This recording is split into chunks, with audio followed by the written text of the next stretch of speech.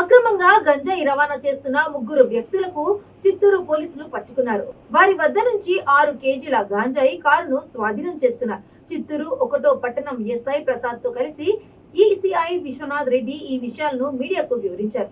గంజాయి అక్రమ రవాణాపై దాడులు నిత్యం కొనసాగుతున్నాయని, పట్టుబడితే ఎంతటి వారైనా చర్యలు తప్పవని హెచ్చరించారు.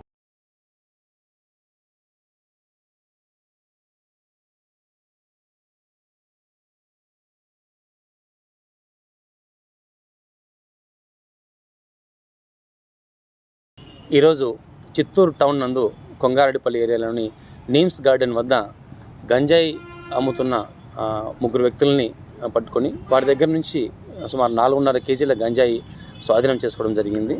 వీళ్ళలో కట్టమంకి చెందిన ఉమాపతి, అలాగే దొడ్డిపల్లికి చెందిన మురుగన్, వాళ్ళకి సప్లై చేస్తున్న బండపల్లికి చెందిన వెంకటేష్ అనే వాళ్ళని అరెస్ట్ చేసి వాళ్ళ సమక్షంలో వాళ్ళ స్వాధీనంలోని 4.5 కేజీల గంజాయిని స్వాధీనం చేసుకోవడం జరిగింది. వాళ్ళని అరెస్ట్ చేసి రిమాండ్ పంపడం జరిగింది. టౌన్లో గాంజా విక్రయాలు ఎక్కడ జరిగినా లేదా గాంజా వాడకం జరుగుతున్నా కూడా దానిపై గౌరవ ఎస్పీ గారు శ్రీ నిశాంత్ రెడ్డి గారి ఆదేశాల మేరకు మా చిత్తూరు డిఎస్పీ గారి ఆధ్వర్యంలో గట్టి నిఘా ఉంచడం జరిగింది. ఎటువంటి సమాచారం ఉన్న ప్రజలు కూడా మాకు తెలియజేయగలరు. గాంజా విక్రయాలను కానీ, గాంజా వ్యాపారాన్ని కానీ, గాంజా సరఫరాని కానీ ఎట్టి పరిస్థితుల్లో ఉపేక్షించే ప్రశ్న లేదు. వాటిపై కఠిన చర్యలు తీసుకొని టౌన్లో గాంజాయి లేకుండా చేస్తామని ప్రజలకు తెలియజేస్తున్నాం. Thank you. ఈరోజు మనం స్వాధీనం చేసుకున్న ఈ 4.5 కేజీల గంజాయి విలువ సుమారుగా మాకు వాళ్ళకు 1,60,000 రూపాయలు ఉంది. మార్కెట్లో వాళ్ళు ఇంకా మరింత ఎక్కువగా అమ్మే అవకాశం కూడా ఉంది. మనకు 1,60,000 రూపాయలు విలువగా తెలుస్తుంది.